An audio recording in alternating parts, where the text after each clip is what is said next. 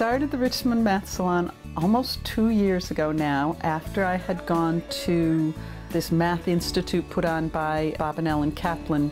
People come here and play with games and puzzles, and I usually give a sheet with a few interesting problems on it that people can explore if they want to. But everybody comes in and does exactly what they want to do, so you're not sitting there like a classroom environment. So I think this is more welcoming for younger kids than a regular math circle would be. A math circle kind of looks like a classroom, but it's very different because the person up front is not thinking of themselves as a teacher. They're not teaching content. They propose a good problem. The Kaplans call it an accessible mystery, a problem that's going to really suck people in. And then the students go at it, and they maybe give nudges once in a while, and they facilitate the discussion. To me, math is about exploring, and you can't learn unless you're willing to make mistakes.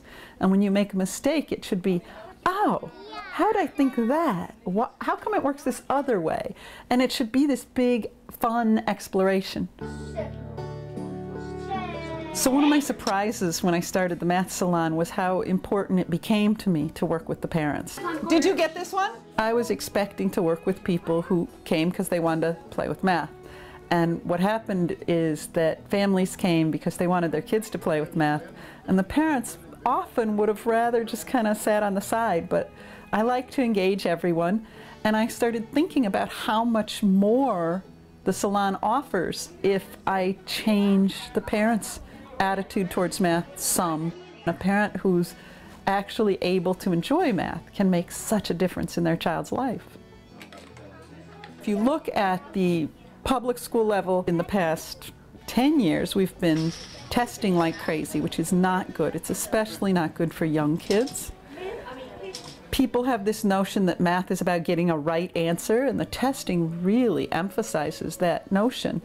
And that's such a bad way to approach math because it makes it scary. The right answer is 2 tens and 7 ones. But he wants to write 3 tens and minus 3. Oh, how cute! Yeah. And it's just not an okay answer.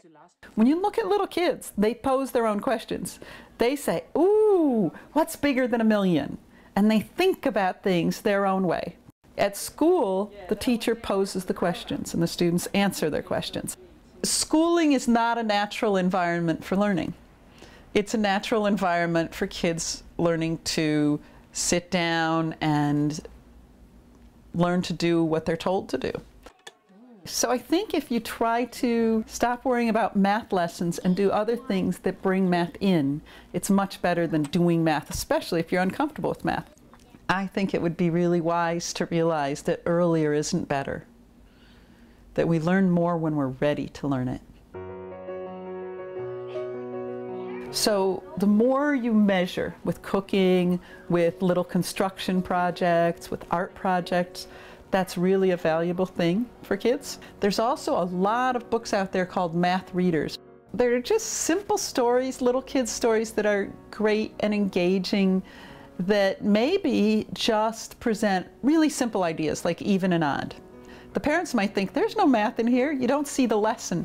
But it's a fun story, and it makes math feel more a part of your daily life. This thing, it moves diagonally. Science. A lot of math in science, and the more you do just simple science stuff, you might not even see the math in it, but it's connected. And then games.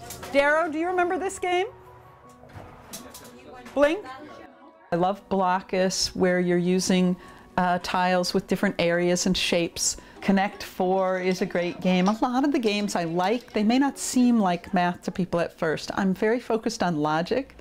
I feel like that's what math really is about. B2. B2, miss. So put a white one at B2. There's games that are more directly math related. They can play with the polydrons. You want to try to put it back together? If they've thought real hard, it's really good to sort of integrate that in by doing something physical, and so they can go out back and play on the trampoline.